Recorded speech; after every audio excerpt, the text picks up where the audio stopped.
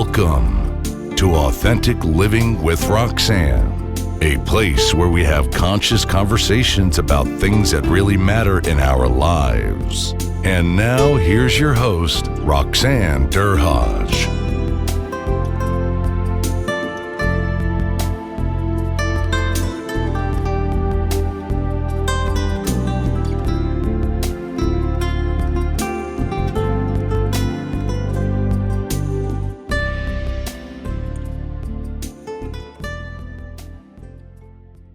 Hey everyone, it's Roxanne Derhaj. How are you again today? So glad everybody's tuning in. Today I have David Thomas, and you said you're based in Halifax, North London. Is that what it is? Tell me exactly. No, Halifax, the north of England. North of England. Here I say north of London. I mistook what you said. So he is an expert. Now tell me a little bit about your background. Is it that you're a memory expert? Is that what I read? Something to do with memory? So tell me about that. I was reading a little bit about your background, and we'll talk a little bit about what we're going to chat about today. Well, my background is that I had a troubled childhood, never went to college, got kicked out of school, working in a factory for like $2 an hour. And then I joined the fire service. And when I was in the fire service, I had trouble passing my exams. And one day I saw a guy memorize a pack of playing cards on TV, bought his book, taught myself how to do it. 8 months later, I went to the World Memory Championships, came fourth, found I just had a gift. And then everybody's like, how do you do this memory stuff? And I said, it's just dead easy. It's a few techniques, and they got to teach me the techniques. And so back in February 1997, I gave my first talk. And for the following, and then very soon after that, I left the fire service, broke a Guinness record. And then that was for 15 years. And then in 2011, somebody came out of an audience and just said, would I show them how to improve their presentation skills? I said, I don't do that. That's not my bag.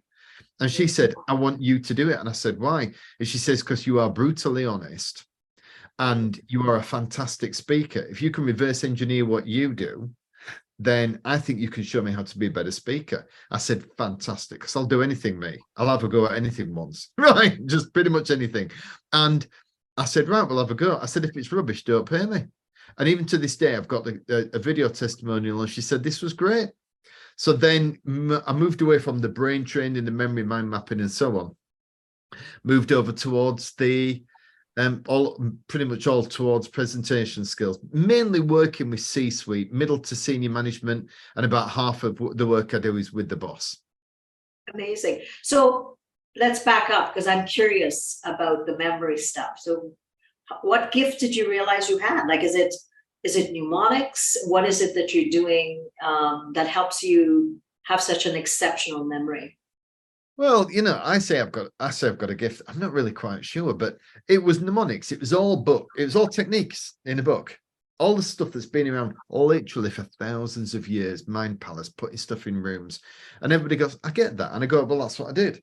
But what I found is that I was able to apply it at a very high level. To give you an example, in 1998, I broke a Guinness record for reciting pi, which almost everybody on the podcast will know from school, because we all learn it, then forget it. But it starts 3.14. We all learn it in maths. Yes. And, and I recited it to 22,500 digits from memory in 4.5 hours to break a Guinness record that stood for nearly 2 decades. So the thing is, I know it was just purely techniques. I know that it was just a question of taking a technique, drilling down, honing that technique, adopting and adapting, a shed load of practice. And I got to the stage where I was one of the best that had ever been. Is that a gift? I don't know. I mean, I've got work ethic and ambition. The one thing I have is resilience. I'm like a dog with a bone. I just never let go. And, my self-belief is very, very high. I believe in myself. Well, it's interesting, right? Because like you said, you hadn't gone into formal education. Probably you would have, had you gone on, you probably would have realized that relatively quickly, right? But not until you tried it that you realize, because in university and stuff like that, it's all rote, right? You're trying to, somebody like me, I hated memorization. I didn't like it. I was like, oh my God, here we go again. I have to kind of memorize this. So maybe I would have found out later. Possibly I would have done. Yeah. But I'm not so sure. I mean, I do know guys who discovered memory techniques in university because they needed to learn a voluminous amount of information, but I'm not so sure. I mean, honestly, I was sitting fire service exams. This is not difficult. It is just list after list. The 13 things on a fire extinguisher, the 6 things you need to remember when you go to a fire call as a senior officer, a chemical incident. And it was just list after list, and I couldn't do it. So it's not like I was learning quantum physics or, the relationship between characters in Shakespeare. It was literally just basic lists. And I didn't buy the book thinking, this is going to be great. I'm going to be a memory guy and pass my exams. I was just sat there going, well, let's just give it a go. It's it's $10 for a book. What can go wrong? And all of a sudden I found I could do this. And so, I mean, yeah, I could have been exposed to it earlier and it might have made a difference, but I don't know. Well, we can't go back there other than you found it all out along the way. Now let's talk a little bit about, so for everyone listening, David teaches leaders how to be rock stars on stage. I'm going to use that word. How do you capture the moment? And like with everyone listening, that I talk about authenticity and how that impacts your capacity to connect. And when you connect, you're able to do some amazing things with people around you just by the delivery of what you're able to do. So that's what David does in his world now. So did the memory thing translate over into what you did with presentations in any way? Or was it a completely different kind of subset of things that you were doing? Well, there was almost no crossover. If you look at the Venn diagram, there was this tiny little thing in the middle called memory. What's interesting now is that when I do a day's coaching with a client, memory is part of the process. I have a 22-stage process I go through, and memory is one of them.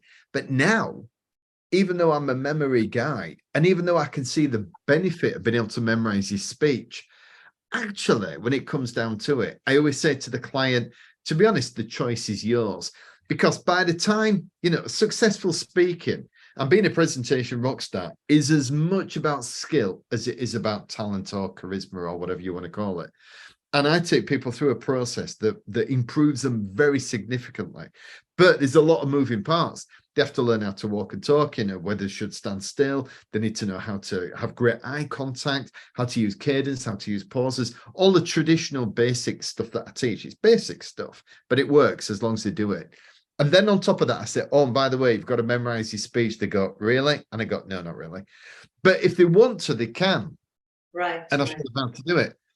So I worked with a guy over here called Martin Thatcher, who owns a cider company. So Thatcher's Cider is a major brand over in the UK. And I worked with him. And the one thing he said he wanted to do, when I said, what do you want to achieve when you speak? And he says, well, I'm going to speak at the British Houses of Parliament to the Lords and MPs. I'm going to get the law changed in my industry. I want to be able to do it really well. I said, what's your desired outcome? He says, I want to speak without notes. Because I've been coming to these meetings with my family, my dad and my granddad for years. And every time somebody stands up and does it, they do it with notes. I want to be the first to do it without notes. And so we all understand the impact of being able to speak without notes, because there's maybe 5% of non-professional speakers speak without notes, only 1 in 20. So that immediately improves you just by being able to do it. Wow. But in all honesty, when I'm coaching people, I say, it's your choice. If you want to learn how to do it, I'll show you. And if you think that you've got too much on your plate, then that's something further down the road.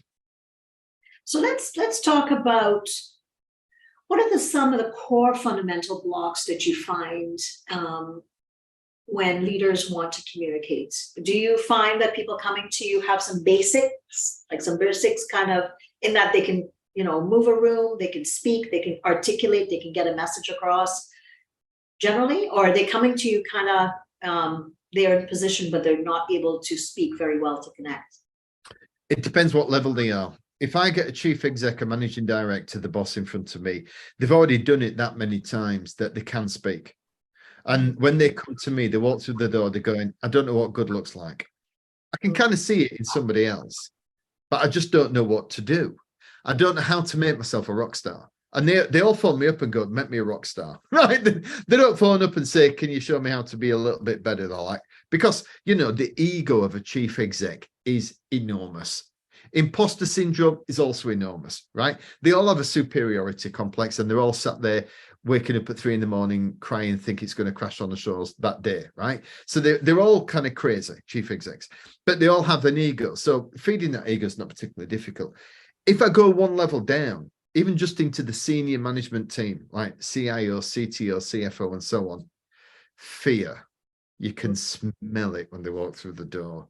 They panic, the nerves. I had a management team last week in an internet provider in the UK. And I just said to them, there's 9 people. And I said, right, by the way, we're going to start with a quick exercise. I'm going to get you up at the front. I'm going to give you a topic. You're going to speak on it for 1 minute. You're all going to get different topics, so you can't prepare. And literally they went, and they just, honestly, they were nearly diving under the table.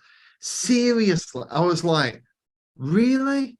And they're like, yeah, because they don't do it that often.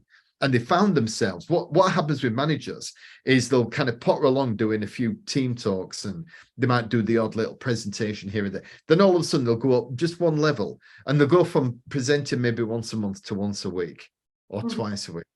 And then it becomes really important very, very quick. So when it's chief execs, they just say, I don't know what good looks like. I don't know what is perfection in speaking. Tell me, show me. And I go, this is a process. And I get them up, I go through it, and I go, you're strong in this area, you're weak in this area. This is the area that we either need to go around or improve. But then when it comes to the guys 1 or 2 levels below, you're starting from scratch. So you're starting with helping them manage their fear. Is that where you start with the ones, Laura? So what kind of things do you do with them? Like, because I mean, most people, like they say, well, are petrified. Like, you speak, I speak. And I was an executive before I went on to professional speaking. So I was accustomed, but some people are like, they'll do anything but speak. And even though they're at that levels, they're like, okay, I can talk to my business units, or I can talk to different people within the organization. But just the thought of being front and center, that, scares a lot of people. So what kind of things what do you do with them to help them with their fear? Well, there's kind of 4 different areas. First of all, there's carrot and stick. So I stand there and I go, right, if you learn how to present really today, if you engage in a full day, I can promise you're going to be better by the time you spend some time with me. Therefore, when you walk out of here, that will make you more valuable in the marketplace. And I said to them last week, I said, there's 9 of you in this room. If you go 1 level above, maybe there's 3 jobs. Therefore, out of the 9 of you, 6 are not going to get a job if you go to the next level. You're going to have to be better than the other people in this room. Understand it's not fair. It's, and it's a game. You've just got to be better play the rules better than anybody else. So that's a carrot. The stick is I turn around and go, Mark, the boss, has told me that has sent you on this course because he thinks you need to speak better. I said, therefore, if you don't, or if I go back and say that you didn't engage or whatever, and I give him feedback, etc., guess what? He's not going to be happy. Mm-hmm. So you've got a choice. You either engage in the day and make it work for you so that the boss is not unhappy with you. Because again, this is how life works. You've been given a position of extreme responsibility as a senior manager in this company. It is your duty to learn how to be uncomfortable and improve your skills. So I do all this in the same day, right? So I'll do carrot, I'll do stick. The other 2 side of it is, number 1, just basic techniques. So there's loads of techniques you can use. So there's a great study came out of Harvard University. And what it said was that people who suffer from nerves when they're speaking, there is nothing you can do to remove those nerves. But what you can do is suppress them by putting a layer of positive self-talk over the top. Now, I'm a straightforward working class guy. I don't do much woo-woo stuff, right? At all, ever. That's not me. I understand how powerful it can be for many people, but it's not me. Right, I'm ultra practical. I'm all about process and strategy. Really, almost nothing about psychology. But this was great because what it said was, what you do before you speak is you stand there on the sidelines and you just go, "I'm going to deliver a great speech today," and you've got to say it out loud. Apparently, they did the test. Harvard did the test, and they said, and the audience really want to hear what I've got to say. And I practiced, and I'm going to be amazing today. And what it does is it doesn't get rid of the nerves, but it suppresses them. So there's loads of little techniques. Smile at an audience. If I smile at you, Can't help first but thing you smile. want to do, first thing you do is smile back, right? You know, And I, we'll and 5,000 I will smile back, David. I will, because I'm on the psychological end. So when I, yeah, 5,000 miles away, and you still smile back, right? First time we've met, you just do it. So there's almost no audience in the world. If you smile at an audience, they'll smile back. You relax, they relax. They're in for a bit of fun. So the thing is, there's all those little techniques. But the last thing that is the most important, which I never really legislated for, is that what people have said to me after spending the day with me is that by learning what is best practice, that has taken away a really big chunk of the nerves, because they just didn't know what they were doing. and I think most of us on this, I mean, and even in business school or whatever, like, okay, I'm a psychologist. So I mean, my craft is about really, really, listening, learning how to communicate. Most people haven't learned that to be able to go to school doing it, right? But even in business school, are they teaching people these skills? They're not per se teaching them. So most people, I would say that they try their best. They go apply for a job in, IT or either director or whatever, and then they gain the skills as they go. But I would say for the most part, you don't think about, how do I communicate, right? When you're starting a job, when you're kind of entry level, you're just kind of trying to do the job and getting better as you go. But like to your point, as you go up every level, there's more responsibility where you have to deliver more information. And in turn, then at that point, you're seeing probably the dull faces when people aren't getting what you're saying. So I would say that makes sense that some of the skills you're talking about, people, they need to learn it. They really do. But if you don't know any better, you'll just carry on doing what you've always done. Right, right. No, I mean, I'm a gym monkey, right? So I'm a competitive bodybuilder. Mm. And I was in the gym about 3 weeks ago, and I saw a guy, and he said, I remember you. And I went, where from? And he said, 35 years ago, you and I went on a car maintenance course at the local college for like night school for 2 weeks. And it was like, I remember. Anyway, I said, how are you doing? He said, yeah, I'm all right. I'm 54. He's like 56. And I said, how are you feeling? And he said, you know what? I've got a bad back. And I said, well, just sit. I'm just going to say something out loud, Dennis, because I never offer advice in the gym, because all the people do is punch you in the face. Nobody wants advice, right? Even in the gym, even when they're doing something dangerous, they don't want advice. But I said to him, I said, Dennis, well, while you mentioned it, when you're doing the pull downs on the machine, he goes, yes. I said, what you do is you're going like this and then pushing your back, then you're kind of shaking your back to get it down. And he went, really? And I said, yeah. I said, that's why you're hurting your back. I said, what you need to do is go back 25 degrees, you pull it down to your sternum, you keep completely still, only pull down the weight you can. If you do that, your back will get stronger, you'll be fine. He said, the reason you do it is because what happens is you start pulling it down, 30 years ago, then you got a bit stronger, so you start getting a bit more, then you couldn't get it down, so you started shaking, and then eventually that became the habit, and the bad habit became the thing you did every time. And he went, right, yeah, I'll have a go at that. 2 weeks later, came up to me and he said, Dave, thanks very much. My back's a load better. Wow. The problem is that you start doing a bad habit, but you don't realize, but you just carry on doing the same thing because you don't know any better. So the guys that walk through the door with me, they can have all kinds of bad habits. It can be the way they look. I mean, I had a chief exec last week. We were doing half a day coaching. There was about 6 of them in the room, and his eyes were like that all the time. He just couldn't keep his eyes still. I said, you realize you're doing that? And he goes, no. Oh. And this was interesting as well. I said, right, we've got 3 major problems. You're doing that. Your start is terrible. You need to do this. You're this and this. And he said, mate, you need to get this stuff sorted. And he looked at me and went, I'm glad I met you. And I said, why? He said, because I always ask my team. I always ask my team how I'm doing, then they go, yeah, you're doing great, boss. Yeah, you're doing great. Because they're just dead. You asked for feedback from your team, and what, I've heard, so many people share those things, David, where they talk about, we did this, external consultant came in and everything is good, but everybody at the senior team is like, they're falling like flies, but they're telling the CEO that everything is fantastic. right? Because people are afraid to, tell the person that, say, is running the organization or the senior leader what really is wrong, right? So I think your approach, as much as it's direct, it must work for some people, because you need to hear what you're not doing well. And how often might they get coached to be able to get told that? I mean, I don't get work blind. People, I get referrals and recommendations, or people come back and use me over and again. I don't get work. People know what I'm like. Mhm. And I'm never aggressive. I am never rude. I am never obnoxious. I don't swear at my clients. I don't embarrass them. I don't make them feel small. But I am bullet straight. And every chief exec loves it. Male and female. 50% of my clients are female. They love it because they just don't get it anywhere else. Anywhere else at all. The share, they could be running a company and have a board of directors, and they'll sit in front of the board of directors.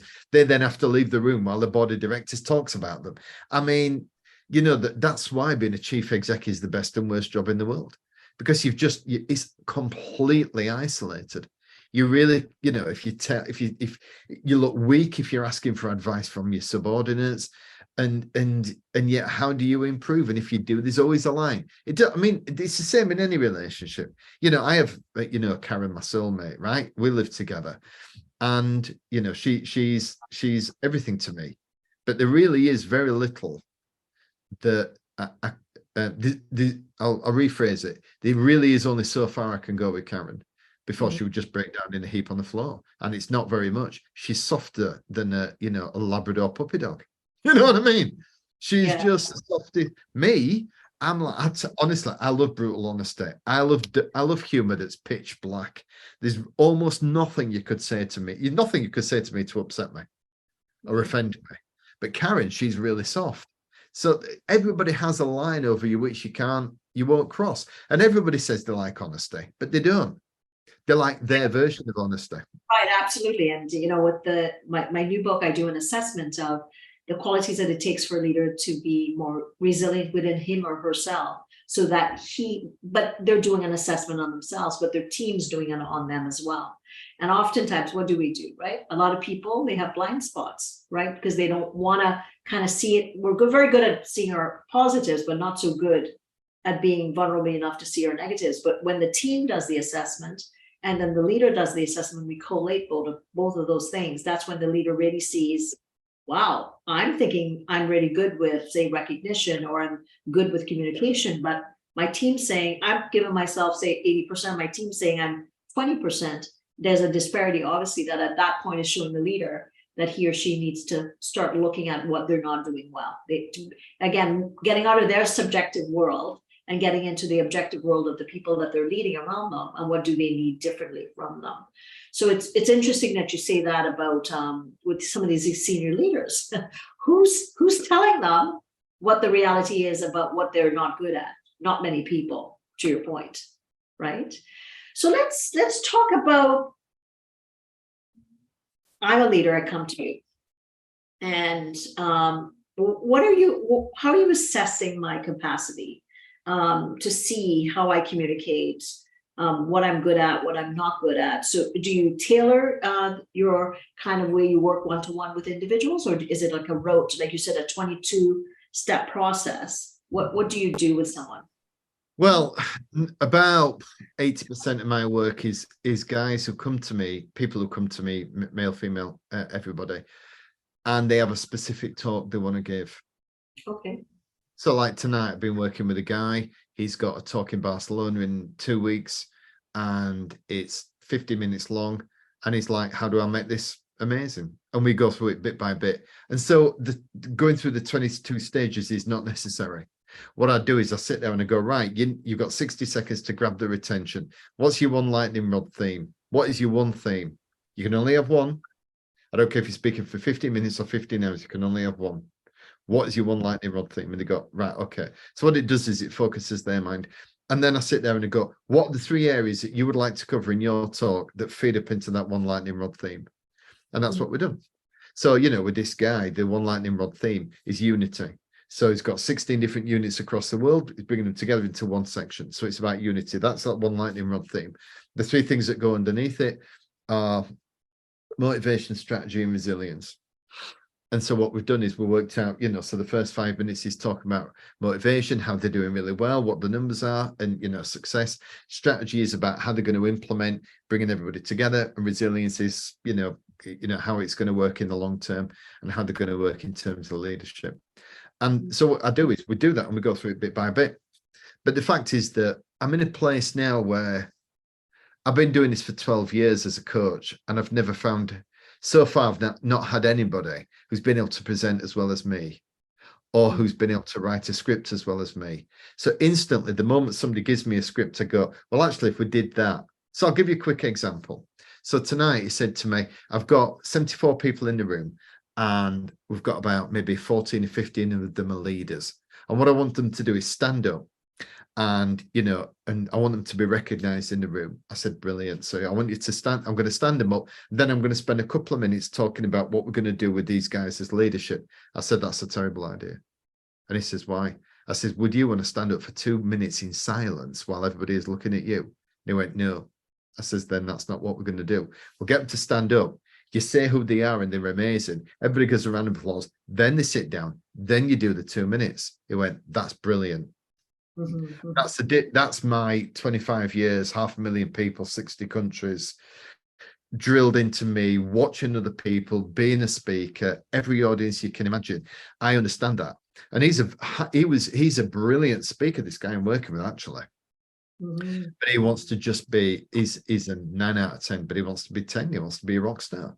And so that is, that was a simple example. And it's so sometimes he's already got a speech like that. We go through it line by line, and I change what needs to be changed. So do you find that a lot of the keynote, so it's a keynote speech at that point, or is it just like a speech to a company?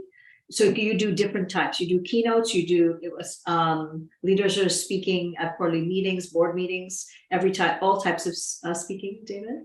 It's only important speaking because they won't pay me fee for a small talk. I mean, why would you? Right. I charge a fortune, so they're not going to pay that. They're not going to pay that for. It has to have a level of importance. Right. Besides which, by the time you get a boss who's a chief exec, he's done 1 million team meetings. Right, for sure. But he's maybe only done 2 board meetings, Mm-hmm. and honestly, I could go on forever, but they are big talks. It's people who've got a talk to give in Budapest, like I had earlier this year, and it's it's Budapest. She's taken over the family firm. They've got a new product. If it doesn't work, it's going to go under. She's nervous, right? She's nervous but excited, but she needs to nail that talk. She needs to nail it, and so we sit there and we're working on. That's an important talk. I had a guy who is in Monaco, and we spent 2 hours last week because he wanted just a bit of an assistance on a small talk, actually, that he's given a monthly meeting. But we've worked together before like 14 or 15 times. And he just said, I need a bit of help, Dave. I'm not really sure what to do with this. So he shows me a few slides, and then I say, right, but it's an important meeting because his staff have doubled in a year from 250 to 500. Over the next year, it's going to be 500, maybe 1,000. Inside 10 years, it's entirely possible a guy's going to be a billionaire. It's just insane what they're doing. It's a privately held company, and he started it at 14 on his bedroom table. So the thing is that sometimes it's a single very, very important talk, or in his case, it's getting to the stage where he's got so many members of staff that spread all over the world that every time he even does something like a monthly meeting, it has a massive ripple across the company. So therefore, it's still important, just in a different way. This was such a great interview that we decided to turn it into a 2-part series. Be sure to tune in next week for part 2, so you don't miss out on the amazing content. Thanks for tuning in to Authentic Living with Roxanne, creating the space for positive, healthy change. Roxanne is a keynote speaker, psychotherapist, and coach. To work with Roxanne, visit roxannederhage.com/blueprint. We'll see you next time on Authentic Living with Roxanne.